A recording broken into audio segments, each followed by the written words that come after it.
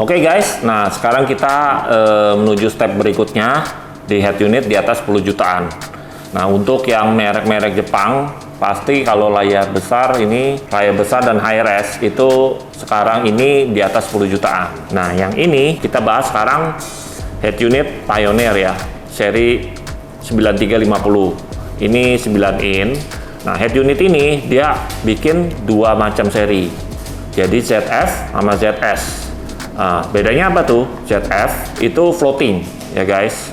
Jadi untuk head unit floating jadi begini, floating. Nah untuk ZS dia bodinya bisa terpisah. Jadi layarnya di mana, bodinya yang ini di mana. Oke, itu yang ZS. Nah ini head unit ini sebenarnya sudah cukup lama ya keluar, tapi saya tetap salah satu best seller dan juga banyak yang masang karena ini belum up to date dan ini sudah support high res. Nah, high res dan layar 9 in dan full layarnya full SD dan kapasitif. Kenapa ini masih salah satu best seller kita? Karena ini bagusnya keunggulan dari head unit ini, dia ukurannya seukuran dengan Toyota. Jadi untuk mobil yang seperti Toyota Innova yang Ribbon, terus Fortuner, nah itu dia nggak perlu frame lagi. Jadi ukurannya sama persis. Karena ini ukuran dibikin untuk ukuran Toyota. Jadi plug gitu loh ya, jadi rata. Nah dan juga ini bodinya juga 1 din ya. Bisa sebenarnya nggak mobil Toyota Fortuner aja sama Innova Ribbon, bisa di Scenic, bisa di CR-V Turbo atau di Toyota Race ya.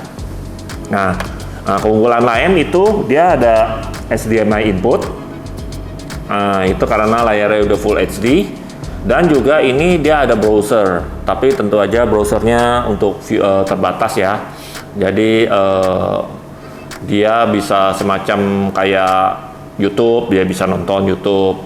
Nah, terus udah gitu dia bisa lihat fitur tambahan seperti pertandingan bola. Nah, kapan tandingan lagi Liga Eropa, terus udah lewat hasilnya berapa di sini bisa masuk ya. Ada aplikasi dari Pioneer langsung. Nah, terus fitur yang lain juga crossover-nya juga lebih canggih dan juga equalizer-nya juga lebih banyak ya. Dan juga ada time limit. Dan kabelnya juga udah USB-C ya guys, sama dapat adaptor juga. Jadi suaranya memang beda ya dengan high res sama yang non high res.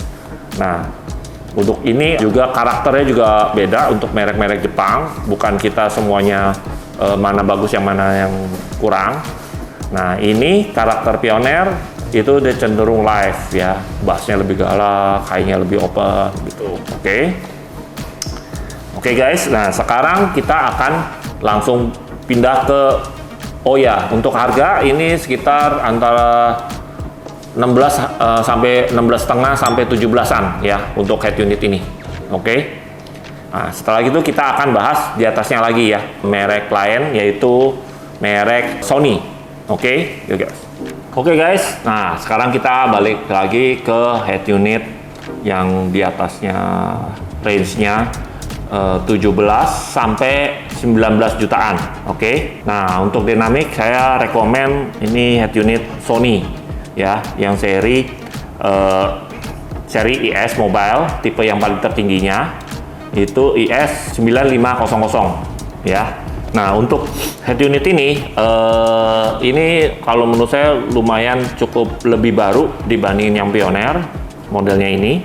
Nah kenapa unggulannya? Keunggulannya kenapa saya rekomen ini?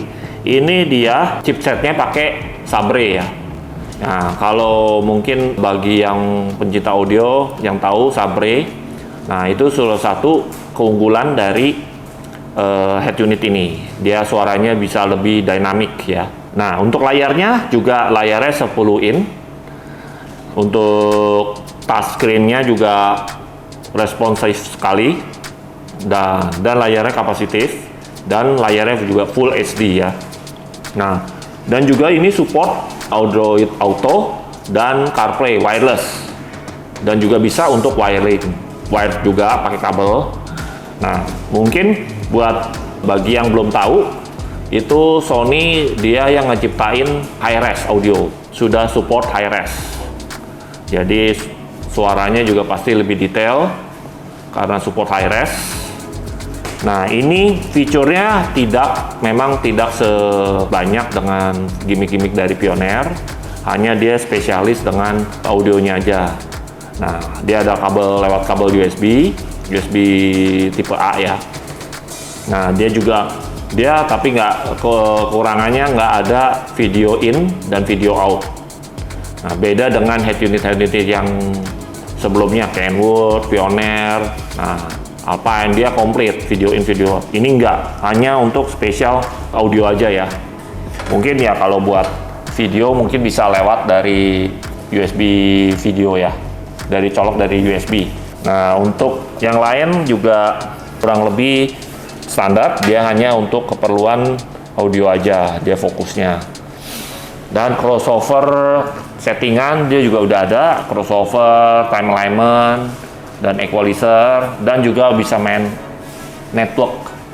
Jadi keluarnya outputnya 6 channel, dia bisa tweeter, mid bass, subwoofer.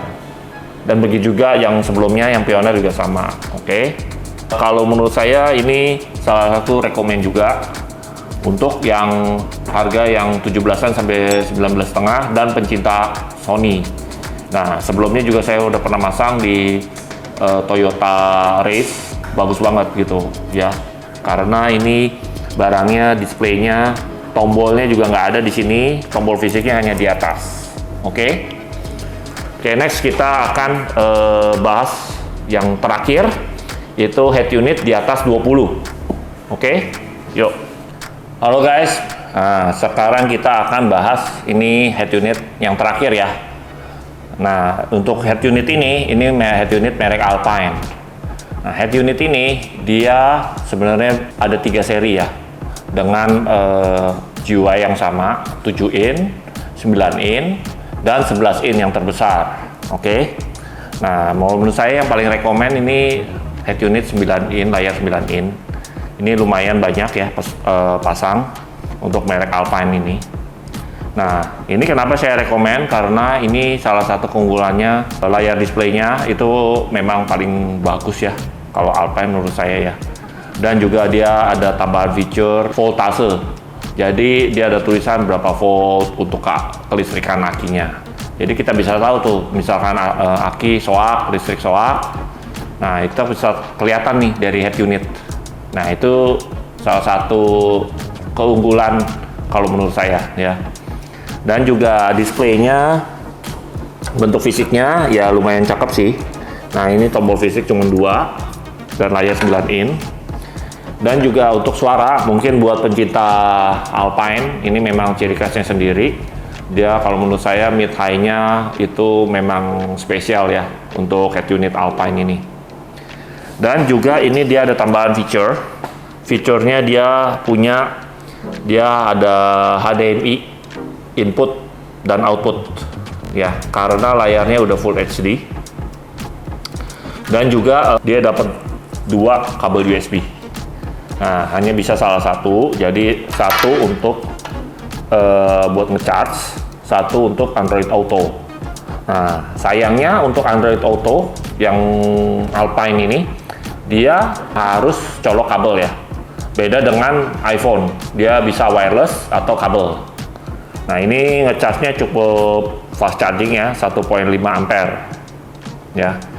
Nah, USB satunya lagi 2,4 ampere. Nah, kalau menurut saya lumayan kencang ya buat ngecas. Dan juga ini ada tambahan antena GPS juga buat GPS-nya lebih presisi. Oke, untuk settingan audio dia memang agak ada tambahan dikit. Dia bisa EQ-nya bisa parametric, dan juga dia bisa main EQ depan sama belakang, setahu saya ya. Nah, time alignment juga ada, crossover juga ada. Nah, ini punya ciri khas masing-masing ya. Oh ya, dan untuk yang terbaru ini dia support aplikasi Tidal. Jadi dia langsung integrated ya. Jadi mungkin di sini belum ada Tidal, aplikasi Tidal yang resminya, tapi bisa kita install dengan akun luar ya. Kalau iPhone ya, Android mungkin ada APK-nya. Mungkin bagi yang belum tahu Tidal itu apa, itu salah satu aplikasi seperti Spotify, YouTube Music, atau Apple Music. Tapi ini suaranya agak beda, dia high res banget ya resolusinya, dan juga lumayan makan datanya. Dan itu bukan free ya, harus bulanan, bayar bulanan. Langsung aja cek ke websitenya Tidal, Tidal. Oke guys. Nah, untuk harga memang ini head unit ini Alpine selalu memang grade-nya paling atas ya, juga harganya paling premium ya. Harganya sekitar 22,5 juta ya untuk head unit 9 ini nih ya. Dan juga nggak dapat remote guys. Hanya Alpine memang terpisah. Dan juga untuk modul setir juga eksternal ya, tambahan lagi modul adaptor untuk steering wheel. Oke guys, itu aja menurut saya review untuk head unit yang ada layarnya ya. Nanti kita akan bahas juga head unit yang mobil yang nggak bisa diganti, harus bisa head unit original, tapi kita bisa pasang media playernya tanpa ganti head unit. Nah, untuk yang ini topiknya kita bahas yang bisa diganti head unit, untuk mobil-mobil yang bisa ganti head unit. Oke guys, semoga informasi yang saya berikan untuk berguna buat kalian semua yang masih bingung apa sih bedanya, rekomendasi apa yang saya diperlukan untuk mengganti head unit, karakternya seperti apa. Semoga membantu untuk kalian semua. Oh ya guys, saya lupa info. Saya ini review berdasarkan dengan after sales-nya, dan kalau ada masalah bisa dibantu. Nah, dan ini juga saya semua review garansi resmi semuanya. Jadi Pioneer Indonesia, Kenwood Indonesia, Alpine Indonesia, dan Sony Indonesia. Jadi kalau ada masalah gampang. Jadi kita bisa dibantu sama mereka, importer resmi.